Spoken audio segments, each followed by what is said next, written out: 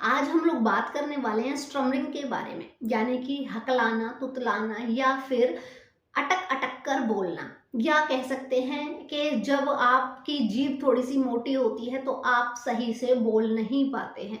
तो आज हम लोग इसी टॉपिक पर बात करने वाले हैं। तो उम्मीद करती हूँ जो ये टॉपिक है ये आप लोगों के काम का होगा, और जो मैं इसमें आप लोगों को उपाय बताऊंगी उनसे आप लोगों को 100% फायदा होने वाला है। तो वीडियो को बिना स्किप किए पूरा देखिएगा, और जो भी ट्रीटमेंट मैं आप लोगों को बताती हूँ उसे एक बार जरूर ट्राई करके देखिएगा, क्योंकि जो भी मैं आज आप लोगों को इस वीडियो में बताऊंगी वो जो ट्रीटमेंट है वो 100% ट्राई किया हुआ है। तो प्लीज़ इसको अपनाइएगा ज़रूर। और हाँ, ये जो ट्रीटमेंट जो भी मैं आप लोगों को बताऊंगी वो थोड़े से पेशेंस के साथ में अपनाइएगा, तो आप लोगों की जो प्रॉब्लम है वो बिल्कुल 100% ख़त्म होगी।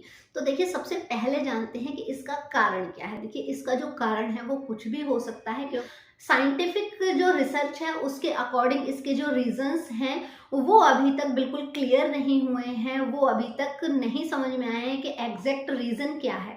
लेकिन फिर भी मैं आप लोगों को बता देती हूँ कि ये जो प्रॉब्लम है ये जेनेटिक भी हो सकती है, ये जो प्रॉब्लम है ये फिजिकल भी हो सकती है, ये जो प्रॉब्लम है ये मेंटली भी हो सकती है। अब जेनेटिक में ऐसा हो सकता है कि आपके माता पिता या फिर बहुत करीबी जो फैमिली मेंबर्स हैं उनके साथ कभी ये प्रॉब्लम रही हुई है, तो आप लोगों को भी ये प्रॉब्लम हो गई है। जो रीज़न है वो है फिजिकल प्रॉब्लम। तो फिजिकल में क्या हो सकता है कि आपकी जो टंग है या फिर लिप्स हैं उनकी जो शेप है या डिसबैलेंस हो गए हैं किसी तरह से, जिसकी वजह से आप लोगों को सही से बोलने में प्रॉब्लम हो रही है। बात आती है साइकेट्रस प्रॉब्लम की। तो देखिए, कई बार ऐसा होता है कि हम ज़रूरत से ज़्यादा बच्चे के माइंड पे प्रेशर डालते हैं, जिसकी वजह से जो उसकी ब्रेन की नसें हैं वो सही से काम नहीं करती हैं, और इसका इफेक्ट उसके बोलने पर पड़ता है। वो हकलाना, तुतलाना या फिर अटक अटक कर बोलना स्टार्ट कर देता है।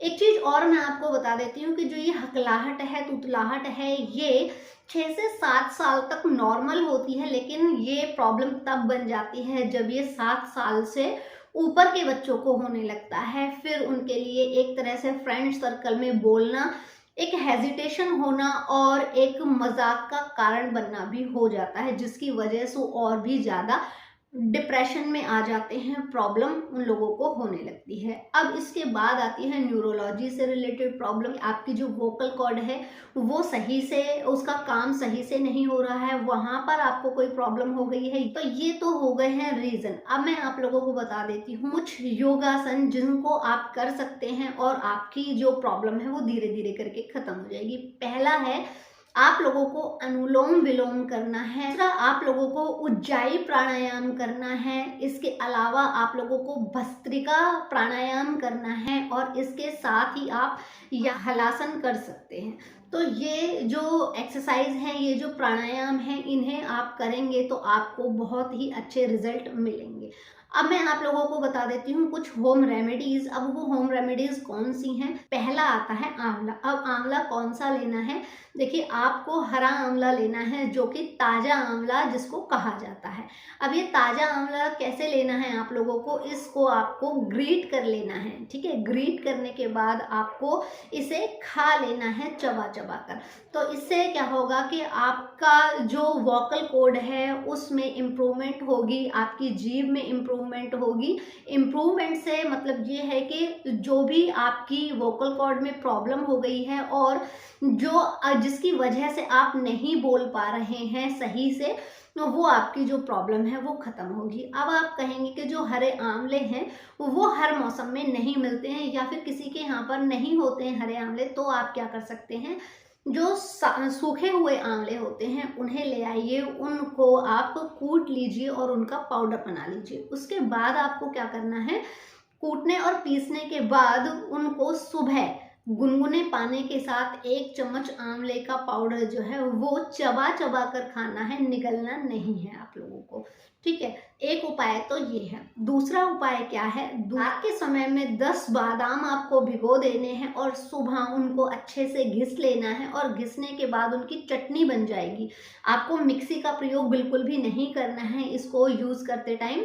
तो आपको क्या करना है, उन्हें घिस लेना है और घिसने के बाद उसमें आधा चम्मच घर का निकला हुआ बटर, घी नहीं बटर लेना है और उसको बादाम और बटर को अच्छे से मिक्स कर देना है और उसमें थोड़ी सी धागे वाली मिश्री ऐड कर देनी है। 10 काले मिर्च भी उसमें घिस लेनी है। इन सारी चीज़ों का मिश्रण जब मिक्स हो जाए, जब बन जाए, तब उनको मिक्स करके और चाट लेना है और चाट कर ही खाना है आपको। खाने के 1 घंटे तक आपको कुछ भी खाना पीना नहीं है। ये हो गए आपके घरेलू उपाय। इसके अलावा आप ब्लैक हरड़ आती है, ब्लैक हरड़ कहाँ मिलेगी आपको, ये आप लोगों को पंसारी की दुकान से बहुत ही आसानी से मिल जाएगी। इसको घोड़ा हरड़ भी बोलते हैं, ब्लैक हरड़ भी बोलते हैं और इसको मसाले वाली हरड़ भी बोलते हैं। अब इसको करना क्या है, इसको आपको इतनी मोटी आती है और इसको जीभ पर इस तरीके से घिसनी है आपको जीभ पर, ठीक है। तो इससे आप लोगों की जो जीभ है वो थोड़ी पतली होगी और आपको बोलने में हकलाहट तुतलाहट फील होती है, उसमें आप लोगों को रिलीफ फील होगा।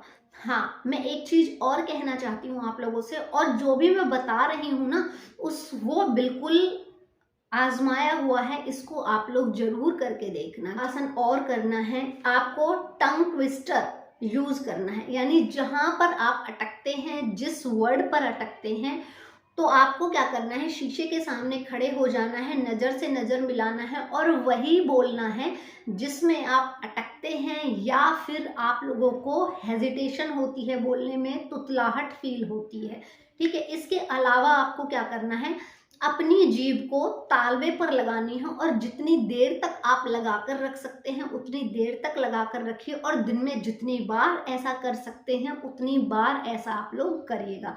देखिए, मैं आपको बता देती हूँ कि कैसे करना है आप लोगों को।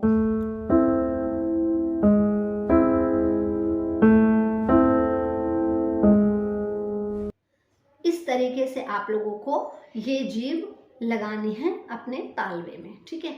इसके अलावा और क्या यूज कर सकते हैं आप इसके अलावा अगर करा कहाँ मिलेगा आप लोगों को, अगर करा मिलेगा आप लोगों को पंसारे की दुकान पर, जहाँ देसी जड़ी बूटी मिलती है, ठीक है।